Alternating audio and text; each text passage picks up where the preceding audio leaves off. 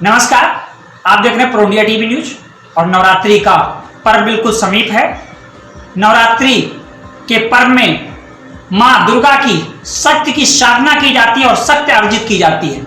तो वास्तविकता में शक्ति अर्जित करने के लिए शक्ति किसके माध्यम से प्राप्त होगी, कैसे प्राप्त होगी, ये तभी विश्लेषण हो सकता है जब हम एक विशेष व्यक्ति से, जो इसमें बिल्कुल पारंगत हो, विद्वान हो और जिनको एक एक चीजों की बारीकियां पता हो, वही बता सकते हैं। तो आज हम आपकी मुलाकात पंडित विजय त्रिपाठी विजय जी से कराते हैं, जो वास्तविकता में मैं कह सकता हूं कि सूर्य को दीपक दिखाने की तरह है।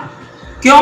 क्योंकि ठाकुर प्रसाद पंचांग कैलेंडर, जो वाराणसी से पूरे उत्तर भारत में नहीं, पूरे भारत के हर कोने में कहीं ना कहीं रूप में जाना जाता है, उसके संपादक हैं। उसी प्रकार चिंताहरण जयंती और पंचांग के भी वो संपादक हैं।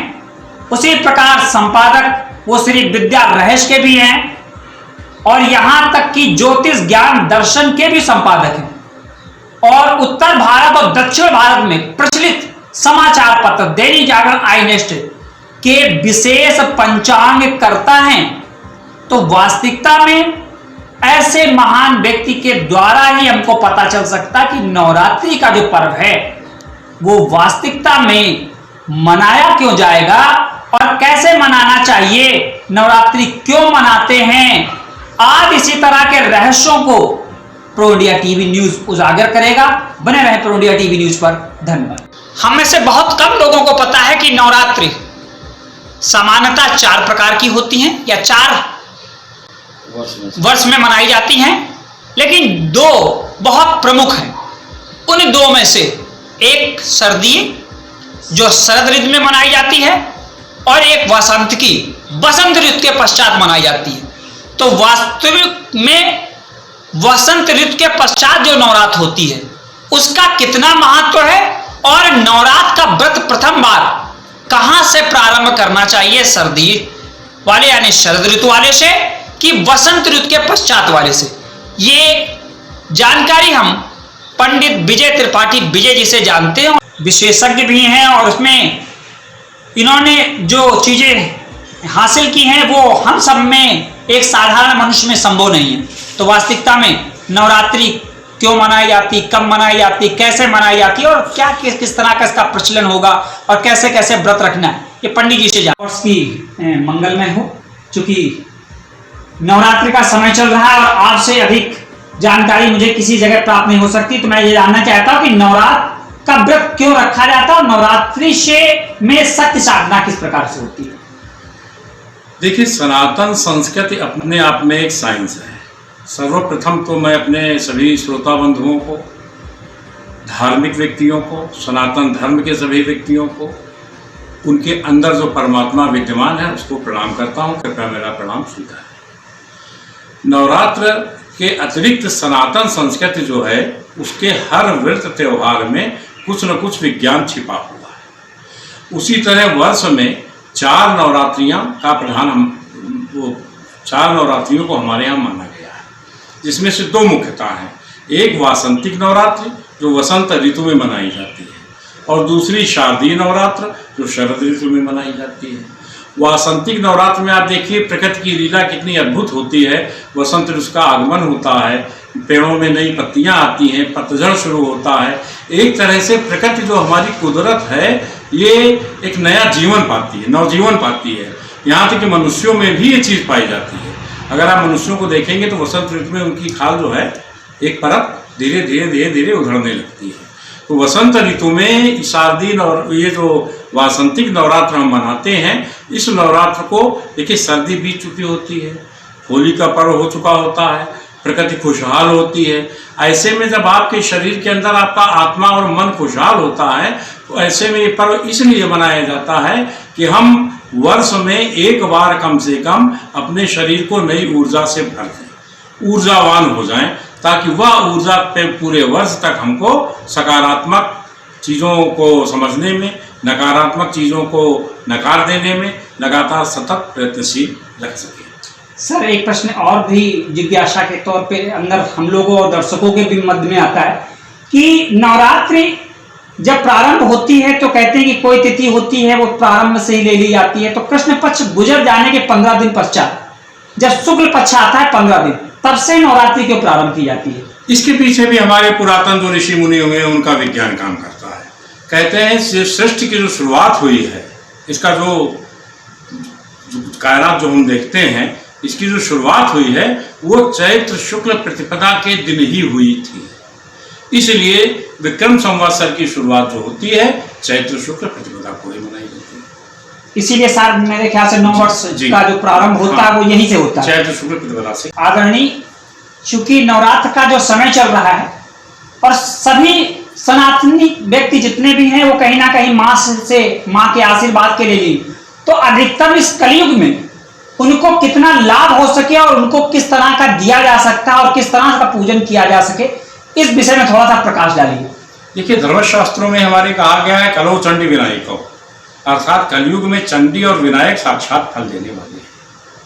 तो चंडी अर्थात दुर्गा की जो पूजा होती है, दुर्गा की पूजा से मेरा आशय है शक्ति की पूजा। शक्ति के विभिन्न रूप होते हैं, शक्ति और ब्रह्म, इन दोनों में इनको जो आपका दर्शन है वो प्रकृति और पुरुष कहता है। क्रिश्चियंस आदम और हव्वा कहते हैं। इसी तरह से हमारे यहाँ जो शक्ति और ब्रह्म है, शक्ति एक तरह से स्त्री नारी की पूजा है। नारी माने शक्ति, शक्ति जो होती है, जैसे बिजली का बल्ब यहाँ पे चल रहा है, ये बिजली का बल्ब जो है इसको आप ब्रह्म मान सकते हैं, लेकिन इसके अंदर जो ऊर्जा आती है, शक्ति आती है, वो हमें दिखाई नहीं देती, लेकिन ऊर्जा आपने बटन दबाया, ऊर्जा आई, बिजली का बल्ब रोशनी से भर उठा। तो वो कौन सी ऊर्जा है? वो ऊर्जा है, वही ऊर्जा को शक्ति कहते हैं। उस शक्ति की साधना का महापर्व नवरात्र भी होता है। वैसे तो हम रोज शक्ति की पूजा कर सकते हैं, शाक्त होते हैं, रोज शक्ति की पूजा कर सकते हैं, लेकिन नवरात्र के पर्व में ये कुछ एक समय ऐसा होता है कि इस समय प्रकृति में शक्ति की पूजा करने से फल सहस्त्र गुना अधिक प्राप्त होता है। अब ये कि पूजा हम किस विधान से करें। प्राय आप देखते होंगे कि लोग कहते हैं कि इस दिन इस मंत्र का जाप कर लेना, इस दिन इस मंत्र का जाप कर लेना, आज द्वितीया है तो ब्रह्मचारिणी, तृतीया है तो चंद्रघंटेति, चतुर्थी है तो चतुर्थकम कुसुमांडेति। ऐसा तो उसमें लिखा हुआ है, दुर्गा सप्तशती में भी लिखा हुआ है, मार्कंडेय पुराण से अंश लिए गए हैं। किंतु नवरात्र में शक्ति की साधना करने का, शक्ति को अपने अंदर ऊर्जा को प्रवाहित करने के लिए, ऊर्जा को समाहित करने के लिए हमें केवल एक अवलंब लेना चाहिए। कोई भी एक अवलंब ले सकते हैं, हमें भागने की जरूरत नहीं है कि पहले दिन हमने एक मंत्र का जाप किया, दूसरे दिन दूसरे मंत्र का किया, तीसरे दिन तीसरे मंत्र का किया। इसकी कोई भी आवश्यकता नहीं है। आप एक कोई भी मंत्र ले लीजिए और उसी मंत्र का जाप पूरे 9 दिन आप कर सकते हैं। लेकिन चूंकि भी शक्ति की पूजा है तो इसमें एक चीज़ आप ध्यान रखिएगा। इसमें ध्यान रखने की सबसे बड़ी बात यह है कि एक निश्चित समय होता है। उदाहरण के लिए मैं आपको समझाता हूँ, मैं आपके घर जाऊँ और ठीक 8 बजे आपके घर को नॉक करके आपकी कुंडी को बजा करके चलाओ, आप बाहर निकलेंगे, कोई नहीं है, कोई बात नहीं। दूसरे दिन फिर मैं जाऊँ ठीक 8 बजे नॉक करके चलाओ। 15 दिन बाद ऐसा होगा 8 बजे आप स्वयं अपने आप में आपके मन में आ जाएगा कि कोई नॉक करने वाला है, आपको मेरा दरवाजा खटखटाने वाला है। तो जब आप समय लेते हो कि हम जो साधना उपासना जो भी कर रहे हैं, तो वो भाव और आचार का बहुत बड़ा प्रभाव हमारे जीवन में हम पर पड़ता है, प्रगति पर पड़ता है। भाव कुभाव अलस आन कहू, तुलसीदास जी ने भी कहा है। भाव से ही आपके अंदर अच्छे विचार उत्पन्न होते हैं, भाव से ही आप अच्छे अच्छे कार्य करते हैं। कुभाव उत्पन्न होता है, आप गलत काम करते हैं। कुभाव उत्पन्न हुआ, हमने कोई भी ऐसा काम कर दिया जो समाज के विरुद्ध है, लोक विरुद्ध है। भाव अच्छा उत्पन्न हुआ, हमने कोई ऐसा काम कर दिया जो समाज के अनुरूप है, समाज जिसे कहता है कहें अच्छा है। तो शक्ति की पूजा करने में, दुर्गा की पूजा करने में, जिस भी शक्ति की आप पूजा करते हैं, दुर्गा, लक्ष्मी, काली, महाकाली, वैभव लक्ष्मी, गज लक्ष्मी, ऐश्वर्य लक्ष्मी, नाना प्रकार के रूप हैं शक्ति के। शक्ति नाना रूपों में व्याप्त है संसार में। ब्रह्म का तो एक है, बिनु पग चले सुने बिनु काना, बिनु कर कर्म करे मिले नाना। किंतु शक्ति विभिन्न रूपों में। तो स्वामी तुलसीदास जी ने एक चौपाई में शक्ति का रूप बता दिया है। उभय बीच सिय सोहत कैसे, ब्रह्म जीव बिच माया जैसे। ब्रह्म और जीव के बीच में जिस प्रकार से तारतम्य चला करता है, उस वही तारतम्य ही माया का तारतम्य है। माया न हो तो माया के बिना इस संसार का विकास ही संभव नहीं है, विकास अवरुद्ध हो जाए। जो एक कड़ी जोड़ी है धर्म अध्यात्म की, और उस सनातन को फिर से भारत में पूर्णतया उस तरह लाने में जिसमें मानवता दिखे, इंसानियत दिखे, पेड़ पौधे उसी तरह उनमें रंगत दिखे।